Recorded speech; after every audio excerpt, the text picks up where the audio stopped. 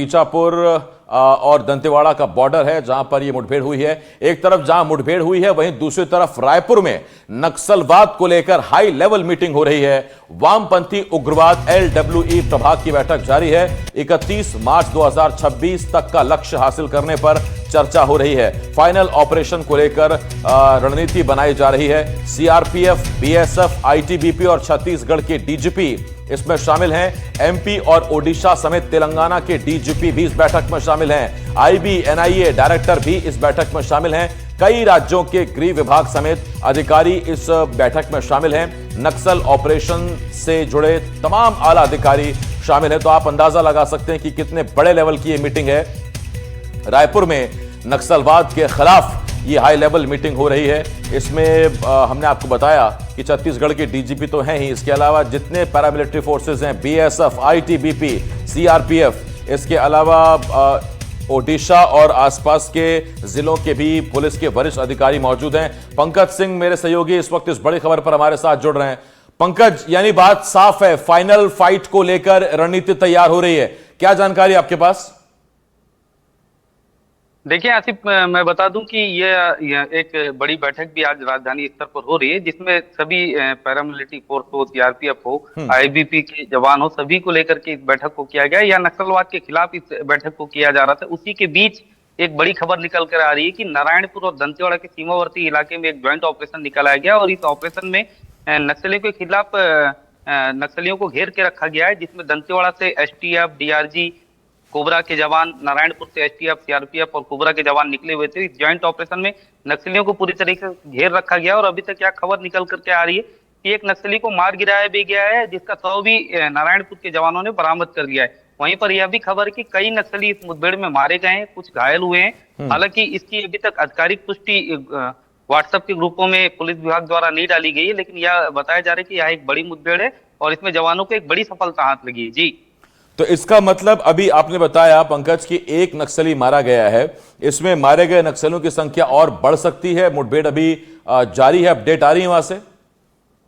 निश्चित तौर पर यह मुठभेड़ जारी है। कल शाम के यहाँ से जवानों की टीम निकली हुई थी और आज सुबह से यह मुठभेड़ चल रही है। दोनों ओर से नक्सलियों को घेर के रखा गया है। एक ओर की पहाड़ियों से दंतेवाड़ा के जवानों ने और दूसरे ओर से नारायणपुर के जवानों ने घेर रखा है। बीच में नक्सली फंसे हुए हैं। बताया जा रहा था कि वहां पर बड़े नक्सलियों की मौजूदगी थी और वो किसी बड़ी रणनीति को बना रहे थे। इसकी सूचना जवानों को मिली, जिसके बाद जवानों की टीम वहां पर निकाली गई और इसमें अब तक एक नक्सली का शव तो बरामद कर दिया गया और कुछ नक्सलियों के और भी मारे जाने की खबर है। हालांकि यह मुठभेड़ अभी भी वहां पर चल रही है, इसलिए पूरी अपडेट हमारे तक नहीं आई है। हमें इंतजार करना होगा अगली अपडेट की। जी, ये एग्जैक्ट लोकेशन क्या, कहां पर है? ये दंतेवाड़ा में है, ये नारायणपुर में है, कहां पर है ये दरअसल दंतेवाड़ा और नारायणपुर के बीच इंद्रावती नदी के पार माड़ का इलाका पड़ता है, जिसको पूर्वी बस्तर कहा जाता है, जिसमें माड़ डिवीजन के नक्सली सक्रिय रहते हैं। उस इलाके पे टीम निकाली गई थी, जहां दंतेवाड़ा की जो टीम है इंद्रावती नदी को पार करके पहुंची थी।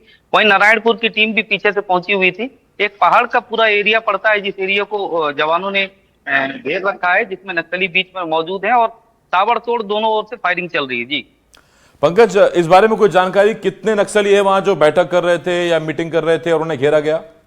एक अंदाजा? अभी इस तरीके की कोई एकदम पुष्ट जानकारी हमारे पास नहीं है कि कितने नक्सली मौजूद थे, मगर यह मालूम है कि पश्चिम जो बस्तर डिवीजन के जो नक्सली हैं, जो माड़ एरिया में सक्रिय हैं, लगभग 30 से 40 नक्सलियों की मौजूदगी होगी। उसमें डीबीसीएम रैम के भी कई नक्सली रहे होंगे, जो कि वहां पर एक बड़ी रणनीति बना रहे थे, जिनकी ही घेराबंदी पर यह पूरा ऑपरेशन लॉन्च किया गया था। जी पंकज, मैं लौटूंगा आपके पास। नीलेश इस वक्त मेरे सहयोगी रायपुर से हमारे साथ जुड़ रहे हैं। एक तरफ हमने आपको मुठभेड़ की जानकारी दी दंतेवाड़ा से, बीजापुर नारायणपुर के बॉर्डर से, और नीलेश मेरे सहयोगी रायपुर से हमारे साथ जुड़ रहे हैं। नीलेश, मीटिंग बहुत बड़ी है, आसपास के जिलों के पुलिस अधिकारी मौजूद हैं, आईबी, एनआईए, पैरामिलिट्री फोर्सेस के सीनियर ऑफिशियल्स मौजूद हैं। क्या राजनीतिक प्रतिनिधित्व की भी मौजूदगी है क्या, या सिर्फ फोर्सेस की ही मौजूदगी है इस बैठक में? देखिए आसिफ, इस बैठक को बिल्कुल ही गोपनीय रखा गया है और इसमें राजनीतिक तौर पर या ये यूं कहें कि छत्तीसगढ़ या किसी दूसरे राज्य के, क्योंकि जितने भी नक्सल प्रभावित राज्य हैं उनके पुलिस ऑफिशियल्स भी हैं वरिष्ठ, और इसके अलावा जो केंद्रीय सुरक्षा बल के की एजेंसियां जो नक्सल मोर्चे पर काम कर रही हैं उनके प्रतिनिधि भी हैं। लेकिन राजनीतिक तौर पर सरकार की ओर से किसी प्रतिनिधि के शामिल होने की कोई सूचना नहीं है।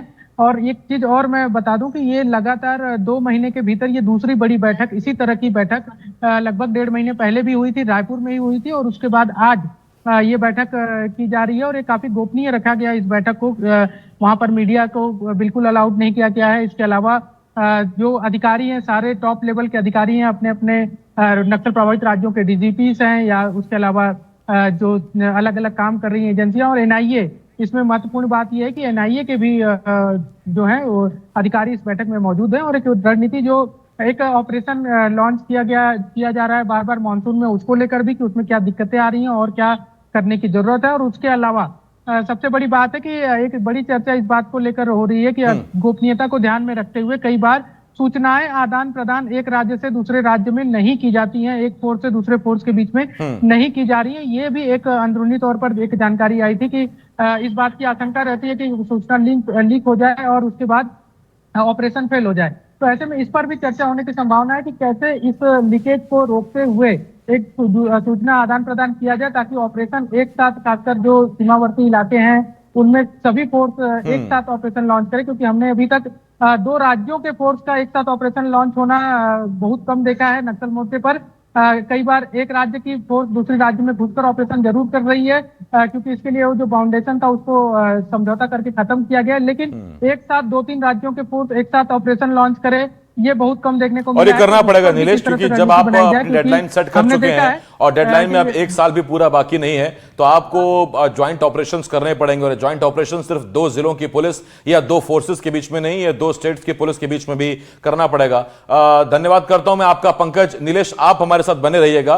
पंकज, आपका बहुत शुक्रिया हमारे साथ जुड़ने के लिए। पंकज हमारे साथ जुड़े हुए थे और बता रहे थे कि किस तरह से अभी तक एक नक्सली के मारे जाने की खबर है। जो बीजापुर नारायणपुर बॉर्डर पर मुठभेड़ चल रही है, उसमें एक नक्सली का शव बरामद हुआ है। आधिकारिक पुष्टि होना हालांकि बाकी है।